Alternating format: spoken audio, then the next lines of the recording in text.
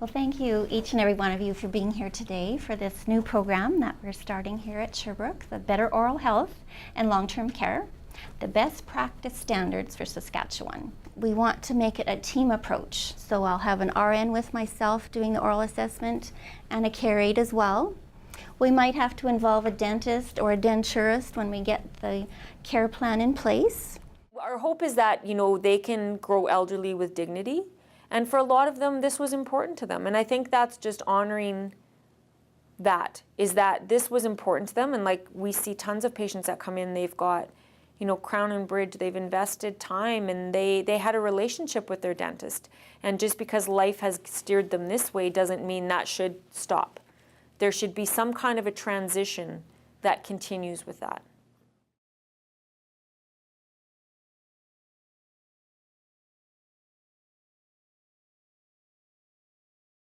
The reason we're getting dental students involved in our program and getting you out of the confines of the four walls of your operatory is just a chance for you to see that, that dentistry can be done outside of the office. And the only reason you would take dentistry out of the office is that there's a need for it. And long-term care dentistry across North America, what we're finding is that there's a huge not only a neglect with oral health, but also a void in getting dentistry into these facilities. And the reason is because long-term care residents, 80% of all long-term care residents have some form of dementia, Alzheimer's, and what that creates is an access to care issue, where with their dementia, they're not able to go to a regular dental office. Right? Some of them have physical disabilities that again doesn't allow them to go to a dental office. So they're a segment of the population that can't seek regular dental care like you or I would. Right? The reason long-term care dentistry now is become more relevant to dentistry is that 20 years ago, 15 years ago, the majority of long-term care residents didn't have any teeth. They had dentures. They were edentulous. So their oral care wasn't relatively difficult to acquire. What's happened in the last 5-10 years and what's going to happen in the next 20 years is that all of us are at the tail end of our dental career, but you being at the beginning of your dental career, you're just going to start to see the baby boomers reach the retirement age, and in the next 20 years, they're going to be ones entering long-term care facilities. So with our mode of delivery in using mobile dental equipment, what you're seeing here is our residents then have to be in Broda chairs, which simulate a dental chair as the best that we can, not having a dental chair here. But it works quite well. Ergonomics, of course, is a bit of a challenge, but you can actually do basic dentistry without having a dental chair or a dental light.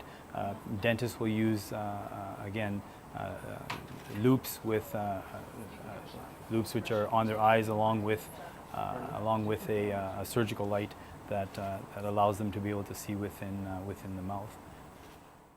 So, of course, good oral health is essential for overall health. But when you think about poor oral health and what that can do to affect a resident living in long-term care, can you think of some things that might happen if they do not have good oral health?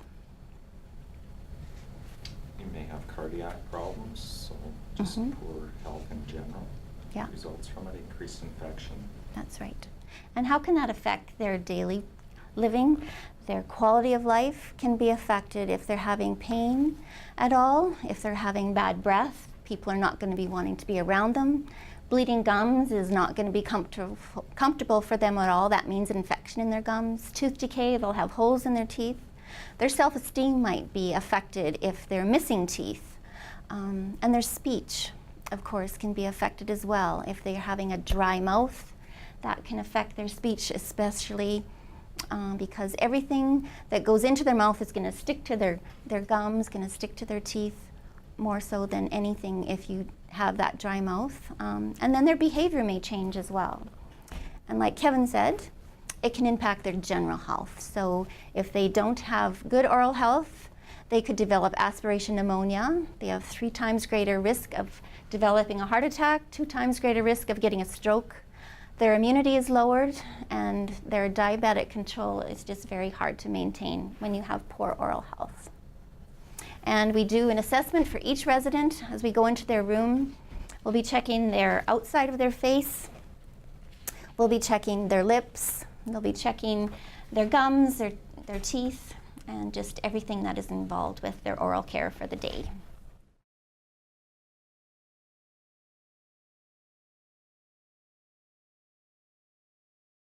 Hello. Oh, hi, I'm Kathy. Nice to meet you. I'm Carrie with the Oral Health Program. And I was just visiting with Anne the other day while she was getting her teeth cleaned.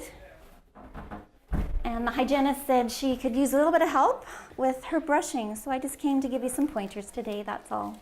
Perfect. I'm going to introduce myself to Anne here first. Hi, Anne. How are you today? Do you remember me? Yeah. Yeah, I was here a couple weeks ago, wasn't I? And we were talking about your teeth. Yeah, so I'm just going to give Kathy some pointers here today, all right? I'm going to get my mask on and my gloves. I'll be right back.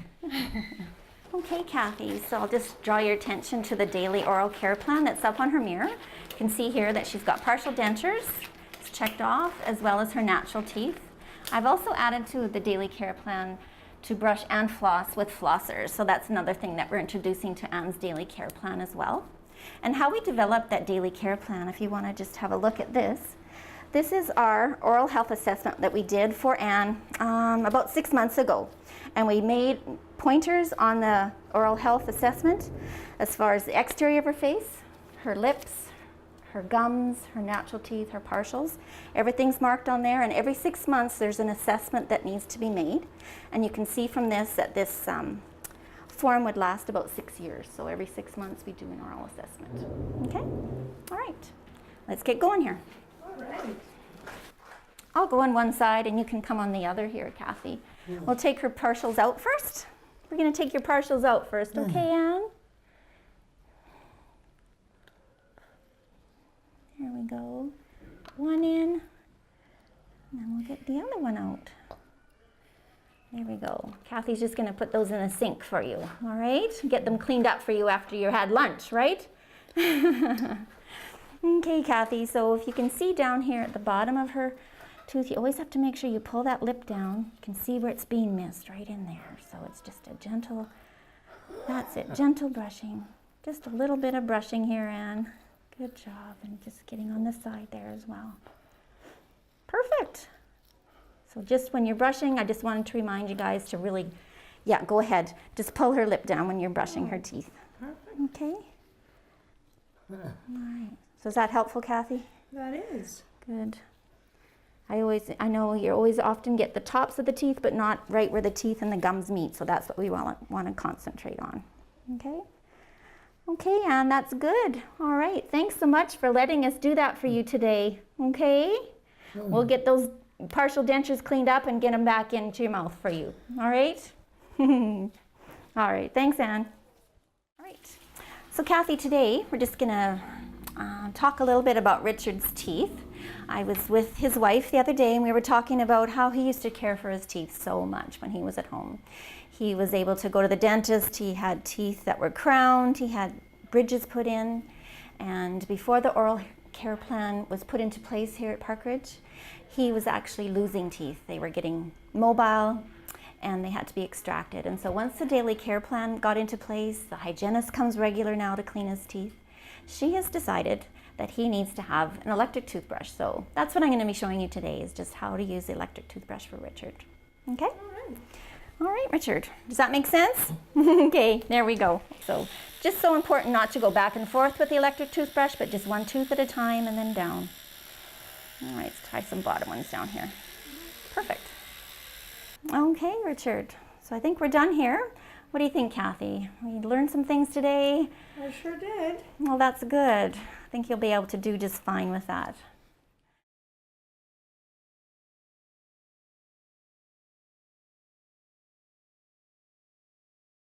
So there's a few things I'm going to be checking, the outside of your face, and then I'm going to check the inside of your mouth. And Deb's going to be writing things down on your oral health assessment, and it's going to go into your binder.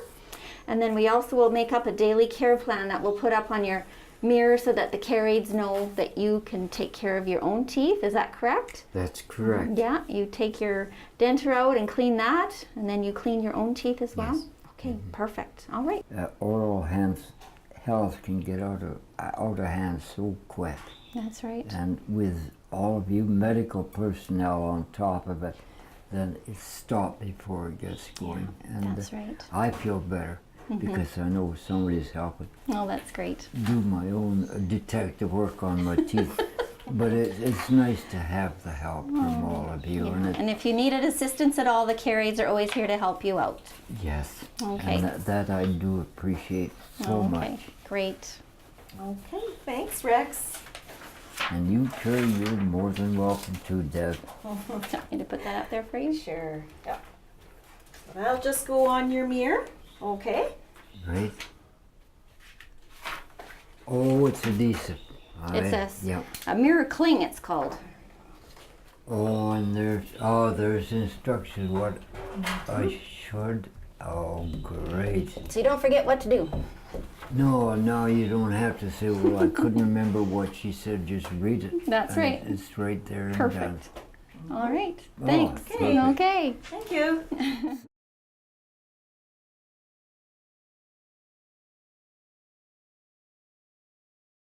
So we're at the Santa Maria Dental Suite here at Santa Maria Senior Citizens Home. And today we have a clinic day that we are doing treatment all day. So we started at 8 a.m. this morning. We do some restorative work, extractions, treatment that we have scheduled that we've had families give consent for. And today, right now, we've got Roxine Harris-Swain in the chair. And Roxine is a resident on the second floor, which is our dementia ward. And we also have her husband present for the procedure today, Doug Swain. So we always invite family members to be present. A lot of times they do offer support for their loved one. And when we do have a dementia patient, it's nice too because we do have a means of communication, and it is calming to the resident when we change their surroundings, even though they have been to the clinic before.